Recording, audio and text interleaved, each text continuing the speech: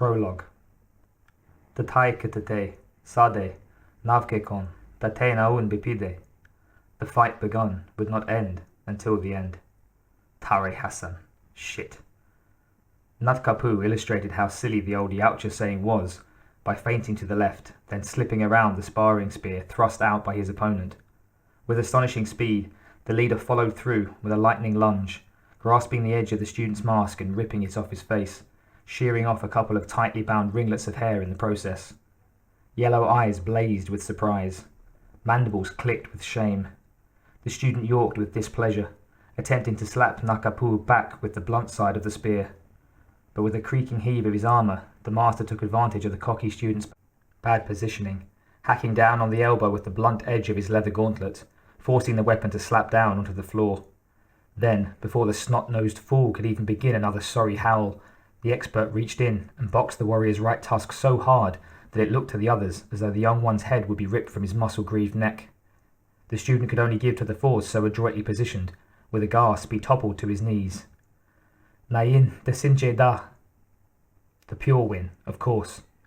Natkapu expected nothing less of himself. However, he spat upon the victim with open contempt. The fool should have lasted longer in battle. For all his young pride and strength, he was one of the more thoughtless sparring partners that the leader had ever faced. You have much work before you if you wish to feel the sting of the hard meat sway upon your brow, if you survive that long. The student, a snarly, oily fellow named Kivitkanon, just glared back silently and woodenly. "Get away from my sight," snapped the leader. "Go and wash disgrace and defeat from your eyes, and cleanse your ears as well. You smell of childbearer's musk. Hurry, Kiviknon, or your betters will wish to mate with you." The cruel joke set the others on the deck of the ship into a braying, clicking laughter, derision. With as much dignity as he could muster under the circumstances, the fallen would-be warrior rose to his feet, with a clatter and creak of his auassa. Sunken deep in their orbs, his yellow eyes shone hatred and disrespect, before he clanked back into the ranks. Something was wrong with that one, Natkapu thought. This Kiviknon lacked the sense of honour that drove a good warrior. He bore watching. Nor would it be a good idea to turn his back on Kiviknon when they were alone. Suddenly, the annunciator in the wall of the Kirite blared. "Kinda Amada!" The leader's mandibles rippled with satisfaction, even anticipation. He turned to the younglings, his eyes blazing with challenge. "Prepare your souls for some true action." The ship of the Yautja descended from the clouds and skated across the tops of the trees. This was a fertile planet, which suited Yautja purposes just fine. Besides its variety of terrain, it had plenty of species of life, many quite vicious and dangerous, making it prime hunting material. The Yautja were hunters who travelled from world to world, proving themselves with the skill of their kills. Nor was hunting just sport for them. It was a way of life. It was the path. A philosophy that bound their bones more surely than did their sinews. They were predators, and they often ate what they could, but more often they collected and preserved only trophies to testify to their prowess. They were predators of meat physical, meat spiritual, and below their ship now was one of their favourite tastes in predatory effort, kinda amada, hard meat, and hard in more ways than just one. Upon this hard meat, sown in chosen areas, the youth of this race cut their tusks. Upon this hard meat, the inexperienced learned the truth of the path, turned experience into value, came of age, became a true Yautja, and could father younglings with pride, and pass on the courage and honour that separated beings of will from the dross of mere instinctual life. The hard meat was valuable prey for the hunter, because it could turn the tables with a flick of a claw. There was no more valuable target for predators than other predators, for in difficulty is their courage and honour. And honour and courage were of paramount value in these creatures' lives. Their ship looked like a combination between a fish and a huge engine tube. With a strange flash of greenish hue, it landed in a clearing. A broad ramp extended from it, and down the ramp the hunting party strutted. 7 of them were there, 4 students, the leader, and 2 adjutants. The students and Natkapu carried only spears, the adjutants carried burners. They were giants, these warriors. Their average height was 2.5 meters, and even the shortest, at a mere 2 meters, had broad shoulders and biceps that strained against their leather jerkins. They wore armor and masks, and their tough, wire-like hair hung in dreadlocks from the back of their necks. The first step towards becoming a warrior was the agony of the pleating of these locks, a process that took months of ritual and scalp pain performed in public sessions. If there was any sign of tears or even the tiniest voicing of pain, then the intricate weavings would be undone, and the candidate had to start from the beginning. Nut Kapu was in the forefront of the party, as befitted his rank. The 2 adjutants held slight amplification equipment. They quickly scanned the terrain. The short one grunted, then pointed. The prey was spotted. Nut Kapu called for binoculars. He trained them on the bushes, saw the squatting, partly hidden form of the hard meat. How odd. It was not a queen, and yet it was discernibly larger than the average drone. The leader tapped his mandibles thoughtfully against his mask, then turned to face his charges. Who demands the honor of facing this fresh meat first, alone? They all brandished their weapons as one, fiercely and yet quietly. This was all part of the ceremony. Nut Kapu laughed mockingly. You are fools, all of you, and yet at the first part of the path lies the door of the fool. Perhaps you should show us the door, leader, suggested Kivignon. Perhaps I should show you your intestines on the point of my spear, barked the commander. It is true, said the short adjutant, whose name was La Nixva. These are rank beginners and have never sucked hard meat before. It is not fitting that a few feints be made by the blooded, especially when the blooded is said to have fought the hard meat bare-fisted. And torn off its head, spat Nut Kapu proudly. Very well, but mark my methods, for I will leave the final killing to you, my students. That said, the leader turned and walked jauntily. He'd weakened the thing so that his charges could dispatch it easily.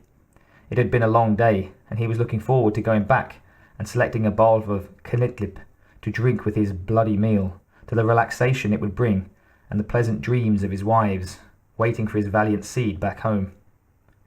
The Yautja called this world Var. It was used only off and on for hunting, despite its merits.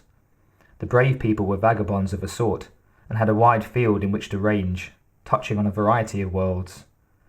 Too long in one place created stale kavar, exercises. It blunted the warrior's soul and made the path rocky and illusory. When a flotilla of ships had returned to Var, however, there was a distinct change. There were Umans here now, that new growth of intelligent soft meat who were colonizing worlds. Nut Kapu knew that Yautja law spoke of many expeditions to the homeworld of the Umans, with delicious results. Adventures to make a warrior smack his lips. The notion of performing kavar on a world where humans had settled, albeit in one small area and with odd purposes and circumstances, stirred his blood. At the very least, hiding their activities from the soft meat would give him a sense of superiority. And if Nat Kapu actually encountered them and was forced to hunt Umans, well then, all the better. Nat Kapu could use some Uman skulls to dangle from his trophy cages. Perhaps that would even gain him some new conquests with females. The thought stirred his seed within his loins and churned up his blood. He could feel the aggression knotting in his muscles, and his great heart beat a song of battle. He advanced, his spear held out in front of him, part of the ritual of readiness. The hard meat did not stir behind the covering of the bush, which was not unusual. It was daylight, and though the hard meat was not nocturnal, it preferred to slink through dark areas of darkness. That it was out in the open at all was a wonder, but then Nat Kapu had seen them in such circumstances before. Nor did they usually travel alone, though the detectors showed no other hard meat in the area. Just as well, however. The situation suited him perfectly. It was as though it were tailor-made for such a training exercise, and Nat Kapu was never one to push away a challenge of any fate, even when it was presented upon a tray of precious metal. Had he merely wanted to kill the beast, he would have approached it in his shift suit and turned a burner on it. There was no valour in that, though, and certainly no lesson for the snot-noses. No, he had to face the thing full on. However, for the beast to be fought properly, it had to be aware of his presence. This one seemed to be in an odd and awkward kind of repose. If it had been dead, Their senses would not have picked up its signs. So what was wrong with it? Carefully, his warrior's instinctual antennae out and questioning for information, Natkapu advanced, his spear firmly placed before him, ready for any sudden charges. He came into full view of the creature. The hard meat was indeed a large one. It looked like the obscene skeleton of some larger monster, and Natkapu could feel the familiar worm of fear threatening to wriggle in his gut. He said his kantra, though, which kept the fear at bay, and used the spurt of adrenaline to sharpen his senses. Yes, the monster was obscene in every sense. Part reptilian, part insect, part arachnid, and all evil, with no glow of nobility or honour whatsoever. Just sheer vicious need to kill and procreate. Its head was like a banana with teeth, no eyes. It had a reptilian tail and long, mantis-like limbs. Pipes rose from its back like periscopes out of hell. Something different about this one, thought Natkapu. Something odd besides its large size. His boots stepped on a dry twig. Snap. The response was immediate.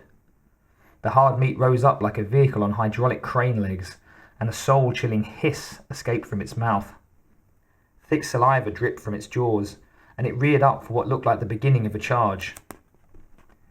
Natkapu went immediately into the warrior's stance, the position from which all martial arts moves in such hunt battles derived.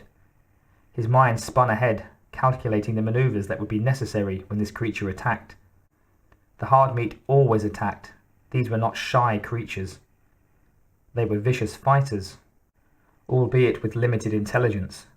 They were tenacious and cunning, with a terrible focus and deadly weapons at their disposal. Even in death they could be deadly.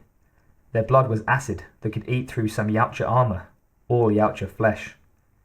The review flashed in his mind. When facing hard meat with only a spear, the best course of action was a penetration into the thing's inner defenses, and then a quick upthrust through the bottom of the head into a portion of the brain that would paralyze it. At that point, one could carve the thing up at leisure.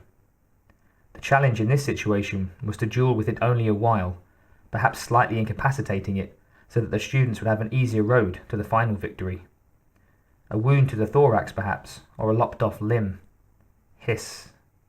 The thing rose up and down, almost challenging. Natkapu's mandibles bristled. He could taste the blood of victory in his mouth, even against the harsh, fearful smell the thing was exuding.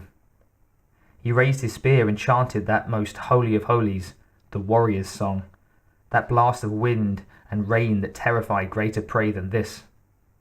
Then pride and joy brimming in his veins, he advanced upon the next leg of the path. The kind that Amada suddenly stooped. When it came back up, it was holding something in its limbs. That was one of the things that was different about the thing, Natkapu realized. The limbs were different. At their ends were structures very like hands.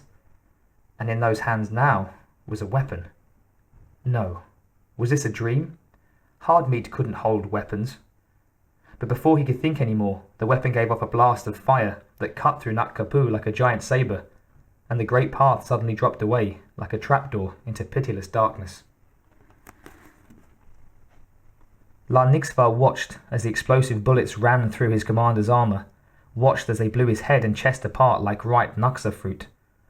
He did not watch for long, however, for action in life of the warrior was the stuff of survival.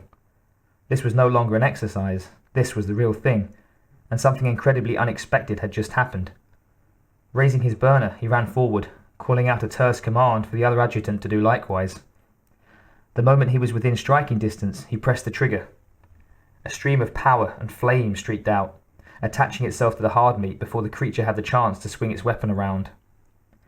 The thing screamed and fought against the power, but it was blown back, blazing, pieces of its chitinous body tearing off. The blast of his fellow adjutant pushed it over, finishing the destruction. The hard meat was soon a pyre of death. When the flames died down, the group walked through the gory ground, littered with the blood of their commander. "I am leader now," stated La Nixva, matter-of-factly. "Is there any challenge?" There was none. Astonishment hung heavy amid the stink of death. When the dead creature had cooled, one of the students stirred the remains with the end of his spear. La Nixva looked down, deeper astonishment filling him at the remains of the creature. A guttural snarl tore from his lips. "What is happening upon this planet?" he said. None of the others had an answer. La Nixva swung back and walked to his ship through the splattered body of Natkapu. The flotilla would need to be contacted. This business bore evil portent, and from his life experience, the short Yautja suspected who lay at the root of it all. For whenever there were humans on a planet, there was always trouble.